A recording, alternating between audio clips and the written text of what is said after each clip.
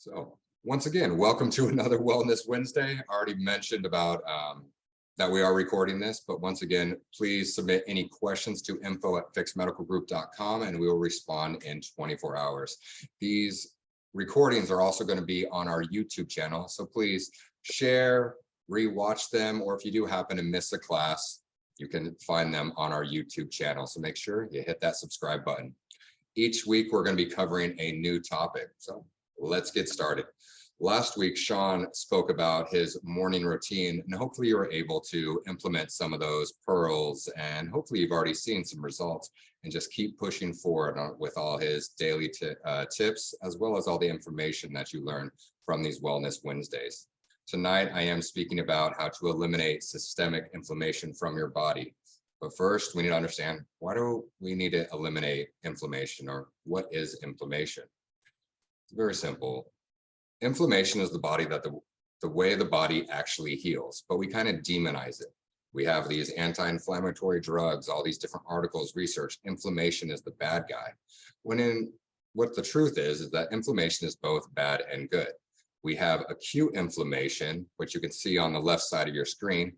That's when we have an injury, or you have a virus, you get sick, you get cut, you get a splinter. Your body sends in the inflammation to actually go get rid of that problem. That's the way that we heal. Where inflammation becomes the bad is when it becomes chronic and it's uncontrolled, because we never actually fix that root cause. And we're continuously fueling the fire. And that leads to heart disease. You can have neurological, brain disease, Alzheimer's, cancer, pain, or just feeling fatigued. You pretty much pick any type of condition, disease, symptom, you can probably find somehow inflammation is involved. And that's the bad. It's because we're not fixing that root cause and we're continuously fueling the fire. Most of those diseases or those conditions are preventable if you have the right tools. But like I said, we're always continuously fueling the fire. Where is all this fuel coming from? The big thing are there's 3 different types of stress. All of them produce some type of inflammation, and it's a negative reaction. You have your physical stressors. So that's if you get injured or even from working out. But also, we're all sitting here on a Zoom call, probably in poor posture. That's putting pressure. That's causing stress to our joints, to our body. And our body is going to react with an immune response and a stress and inflammation. So we need to try to remove some of these stressors to remove some of that inflammation. And then you get to chemical stressors. The junk food that we're eating, these processed foods, the sugar, the fried foods, all of that, as well as the toxins that's in our environment. You know, we're breathing in the air that's in these cities, the lotion, the deodorant that we put on. It all could have toxins in it that causes stress to our body. And once again, you have that negative reaction in the form of inflammation. And then what most people think is the emotional stressors, you know, the work, my boss, he's so mean, he stresses me out. Or you have family, you have kids, you watch the news, that all causes emotional stress, and your body has the exact same reaction. You have that production of inflammation. We're never going to be able to eliminate all of these different types of stressors in our life, but we can try to remove certain ones that are controllable, as well as teach our body, give it the tools that it can react and handle the stress in our life, and also reduce the inflammation. When it comes to reducing inflammation, it's a simple game of math, not this crazy algorithm of geometry or anything. It's very simple.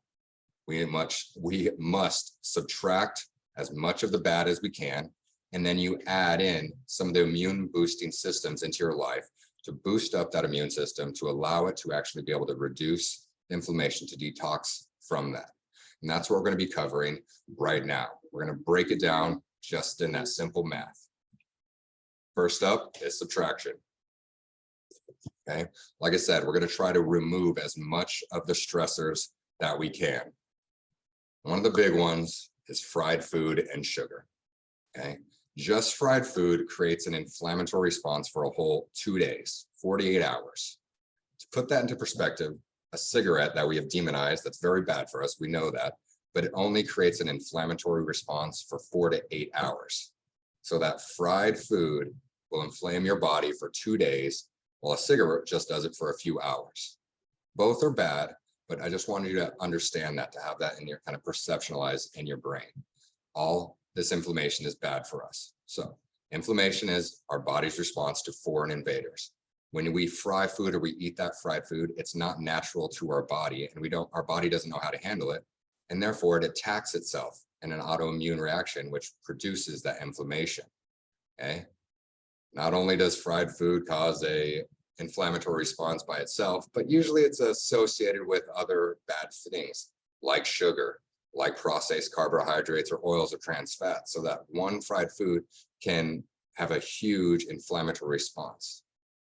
The next up is sugar. Not just going to be, keep it simple. Sugar is a poison to our body. It causes us to release stress hormones and produces inflammation. So here is the quick fix, okay? When it comes to fried food, it's best just to try to avoid it at all costs. But if you are still craving that, or you really want that kind of crisp, use an air fryer. Think about it. It's very easy to use. You're going to avoid that bad inflammation for that 48 hours. Just use an air fryer, or think when you're baking foods, not to burn it, not to fry it, just thinking baked. But the easiest way is just to avoid it at all costs. The fix for the sugar is read the labels. It's not fun, but you need to be aware of what's in your situation. Sugar is hidden in everything. Okay, so looking on your food labels and making sure to look, does it have added sugar in them? It's hidden all over, especially in processed foods.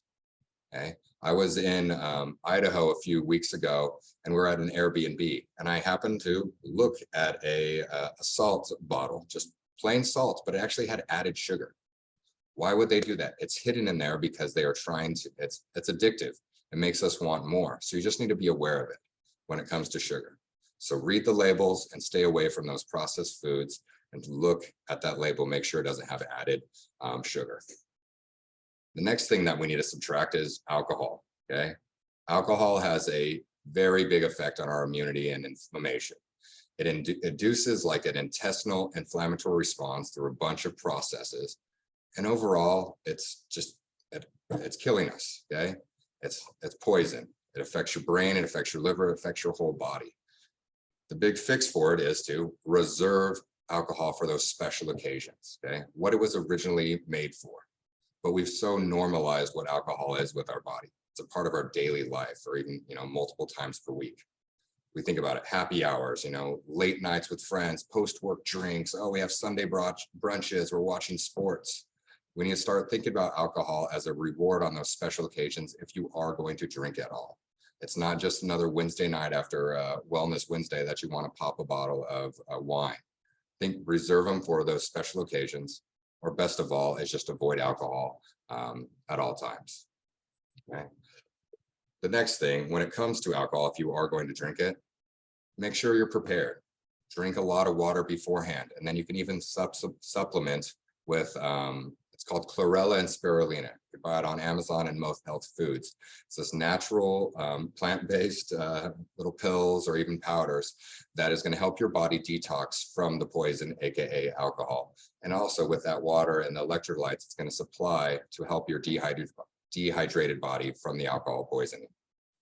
So we've talked about subtraction, fried food, sugar, and alcohol. Next, we're going to talk about addition when it comes to the simple math of reducing inflammation.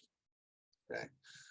Like I said, we need to subtract as much of the known stressors of our body, but we also need to add in these immune boosting substances or protocols, processes, habits, whatever you want to call them. The first one is exercise. We know exercise is great. You pick one disease, pick any disease, somehow exercise is probably going to have a positive reaction with it. But exercise actually really helps with inflammatory or removing inflammation. It helps control it and also helps eliminate it. Sadly, most of us are too sedentary in our lives. We're sitting all day at a computer, then we're tired and we go sit on a couch, poor posture, and it just leads to an inflammatory response. Our joints are like a sponge. So if you imagine a sponge, we're just sitting there. If we're always compressed, not moving, it just becomes that dried up, nasty sponge at the bottom of your sink. When in reality, we need to be moving it because it's going to be sucking in the good and then it's going to push out the bad, and it creates that nice plump joint and removes the inflammation. So in our busy lives, how do we get more exercise? It's simple. We need to schedule it. Put it in your calendar. If you don't have a written out planner, you probably have one on your phone. When you schedule it, it's going to happen. But if you just kind of go along in life and you're like, oh, I'll get to it when I can, you're probably going to miss out on it. Okay. So make sure you put it in your schedule multiple times per week to try to get in those good exercise sessions. The next fix is it doesn't have to be a big workout. A lot of times we think, oh man, I'm not going to make it to the gym today.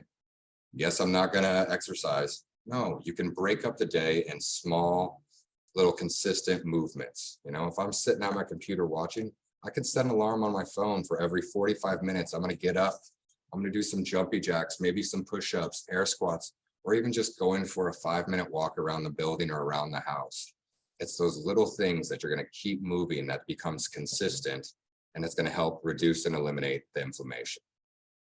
The next thing that we want to add is deep breathing. Okay. It's been used for thousands of years to clear your mind, get humans in touch with a deeper level of themselves. But even if you're not into the spiritual side of breathing, there's hard scientific evidence that it shows that it can lower your blood pressure, helps you relax, and helps reduce inflammation. So the fix when it comes to deep breathing is 6 deep breaths. It's 4 seconds through your nose for a count of 4, and then you exhale through your mouth for 6 seconds. This switches your nervous system from the sympathetic or that flight or fight response where we're all bound up and most of us are so stressed out. It turns that sympathetic state into the parasympathetic state, which is our rest, relax, and reduce inflammation state. So adding in these deep breathing techniques is key to reducing your inflammation. You can do it throughout the day. When you're stressed, you know, your boss just left your office after yelling at you, you can be like, okay, 6 deep breaths, calm yourself. Before going to bed to help you relax, to have a nice, relaxed, full, better quality of sleep. Or maybe even before you're going to go to your in-laws, but just try to do it throughout the day, and it's going to continuously. It's about that consistency to help reduce inflammation. The third addition that we're going to add for reducing inflammation is that cold plunge. Okay. It's going to boost your overall detox. Sean spoke about it last week in his morning routine, but I'm going to really reinforce it. There are many benefits of doing a cold plunge or a cold shower, and one of them is reducing or removing that inflammation. The process of kind of putting your body into a quick shock when you go in cold water helps strengthen your immune system, which in turn helps remove and eliminate the inflammation. So the fix, as Sean said last week, is a cold shower, plunge, jumping in a cold water pool for at least 5 minutes. Okay. If you don't have access to that cold plunge or a pool, take a cold shower. Every morning, hop in the shower, flip it on to cold, and I go about cleansing myself, what you do in a shower, but I'm trying to get at least 5 minutes in there. Gets me shivering, but it wakes me up. I feel better, but I also know that I'm doing my body good and helping reduce the inflammation to get my day started. Okay, at least 5 minutes.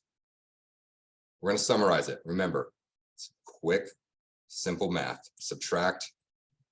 We're going to remove fried food and sugar from our lives as best we can. We're going to limit or even eliminate alcohol. And then you're going to add in these protocols or these exercises. One being exercise, making sure that you're scheduling it out, putting it on your calendar to make sure it gets done. The deep breathing, 4 seconds in through your nose, 6 seconds out through your mouth to induce that relaxation state to reduce inflammation. And finally, that cold plunge, 5 minutes in cold water. Best to do it in the morning, but if you have to do it in the afternoon, that's okay too. But usually to get your day started, 5 minutes of cold water. If you input these protocols, the subtraction and the addition, you're going to greatly reduce your inflammation and live a long and healthy life. All right. Thank you for joining us tonight on another Wellness Wednesday. Next week, Sam Wag is going to be presenting on daily nutrition and how we get our nutrition in and what a day of eating should look like. Make sure you tune in. Remember, 6 p.m. on Wednesdays. Thank you, guys.